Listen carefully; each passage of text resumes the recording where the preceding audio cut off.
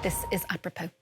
Donald Trump is warning Iran that it must reach a deal over its nuclear program or bad things will happen, as the US president appears to set a 10-day deadline before Washington might take action.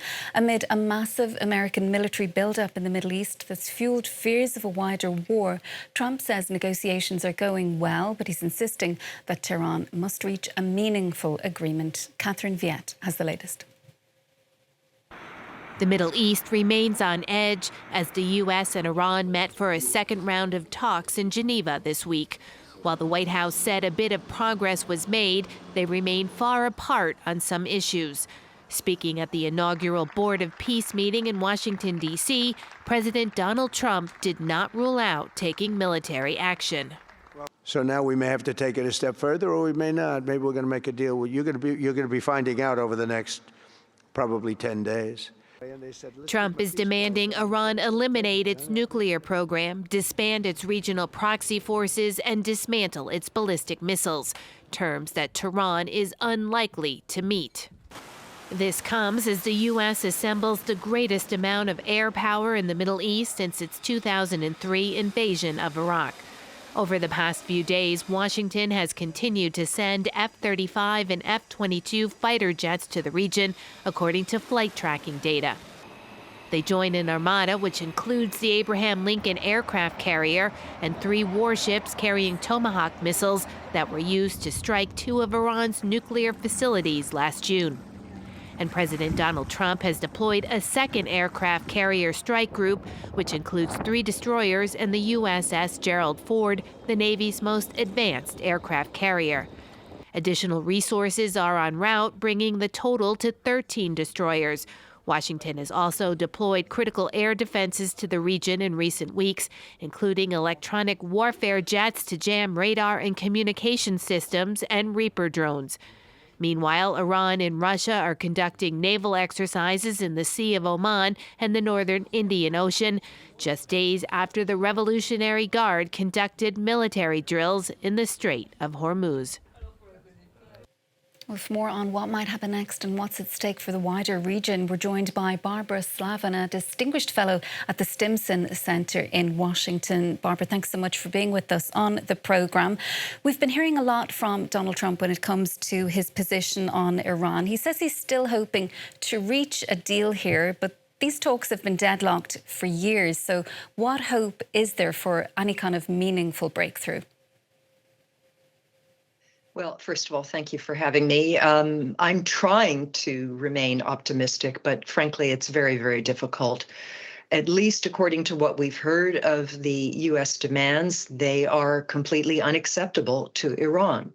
The Iranians could postpone or have a moratorium on uranium enrichment for a few years. That would be very realistic, given the fact that much of their program is still in ruins from the last U.S. strikes. But they will not give up what they consider to be their right to enrich uranium on their own soil. That's something that they have always refused to do. They've refused to do it for more than 20 years. It was only when the Obama administration agreed to limited enrichment on Iranian soil that we had the last nuclear deal, a deal that the Trump administration quit in its first term when Iran was complying with it. So I'm racking my brains, I mean, on the other hand, Donald Trump can declare victory whenever he wants. So he could take whatever Iran is willing to offer and call that a victory. It's entirely possible. The other thing that's concerning, I mean, these negotiations, so-called, are only a few hours long. They seem to be very general. We don't know what sort of backup there is for them. Steve Witkoff and Jared Kushner are busy with other matters, as we've seen, Russia and the Middle East. So again, it's very hard to be optimistic that we're going to find a peaceful way out of this. And the Iranian side, it's saying that it's going to present a more detailed proposals in the next 2 weeks or so. Is there a risk here that Tehran is dragging things out in order to better prepare for a potential U.S. military strike? Iran is preparing. Iran has been preparing for a long time. since President Trump declared that help is on the way for Iranian protesters back in January. I think the regime seems to feel that they can withstand whatever the United States or Israel is going to do, and that it might actually somehow strengthen them. I find that hard to believe, but that may be their calculation. Again, the United States is not going to be able to bring regime change from the air. It's not going to be able to destroy all of Iran's missile facilities or its relationship with proxies. I'm very worried that groups like the Houthis will begin to attack shipping in the Red Sea again. And we will see other responses from other Iran-backed groups, and that this could rapidly escalate. Trump doesn't like long wars, so I hope he knows what he is doing, and that if there are targets that are chosen, they're very carefully chosen, and that there will be a limit to this. But of course, the enemy always gets a vote, and Iran is likely to respond very strongly to new strikes.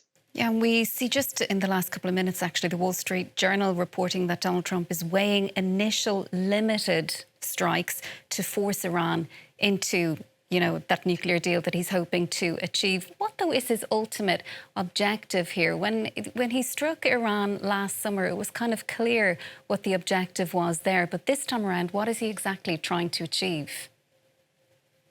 I wish I knew. Again, I don't think that he's going to be able to overthrow the Iranian government with airstrikes. He will be, I guess, fulfilling a promise that he made that the United States would hit Iran. It will certainly further destabilize the country in many ways. Maybe he thinks that this will bring about some sort of political change, but if so, many believe that it will only result in a more militaristic and repressive government, if that's even possible. I do not know what he expects to achieve. And his friends in the Persian Gulf on the Arab side have been cautioning against this, are very worried about instability spreading. Perhaps he is taking dictation from Bibi Netanyahu, who was just in Washington yet again. But this is very, very concerning to many Americans. We've seen a lot of concern expressed not just by Democrats, but also by Republicans. This is a president who promised he would not get the United States into new conflicts, particularly not in the Middle East. And he is violating this pledge. It appears over and over.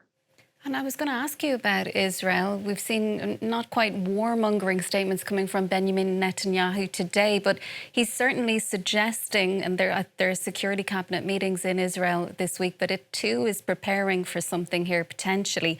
What kind of role is Israel playing, and how much influence does Netanyahu have over Donald Trump and what he might do here? Well, the Israelis want to attack Iranian missile installations, which they are very concerned about.